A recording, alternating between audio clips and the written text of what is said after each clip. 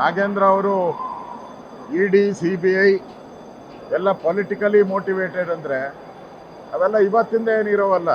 50 ವರ್ಷದಿಂದನೂ ಇಡಿನೂ ಇದೆ, CBI ಇದೆ.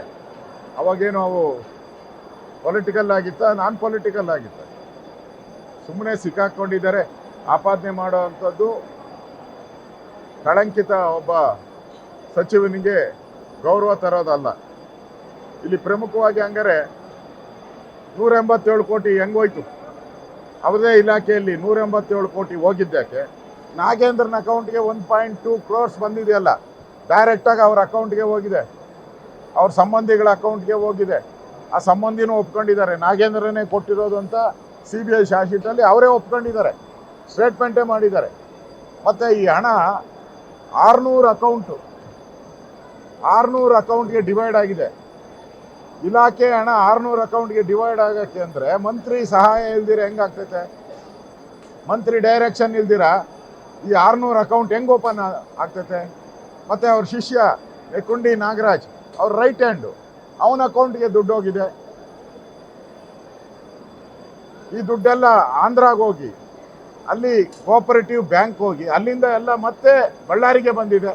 ಯಾಕೆ ಬೇರೆ ಕಡೆ ಹೋಗೋಕ್ಕಾಗ್ತಾ ಇರಲ್ಲ? ಬಳ್ಳಾರಿ ಬಿಟ್ಟು ಬೇರೆ ಜಿಲ್ಲೆಗಳು ಯಾವುದು ಕರ್ನಾಟಕದಲ್ಲಿ ಇಲ್ಲಲ್ಲ, ಬರಬೇಕಾಯ್ತು. ಬೇರೆ ಕಡೆ ಮೈಸೂರಿಗೆ ಹೋಗ್ಬೇಕಾಯ್ತು, ಬೆಳಗಾವಿಗೆ ಹೋಗ್ಬೇಕಾಯ್ತು. ಯಾಕೆ ಬಳ್ಳಾರಿಗೆ ಯಾಕೆ ಬಂದಿದೆ ದುಡ್ಡು? ಇವರ ಬಂಧುಗಳಿಗೆ ಯಾಕೆ ಬಂದಿದೆ ದುಡ್ಡು?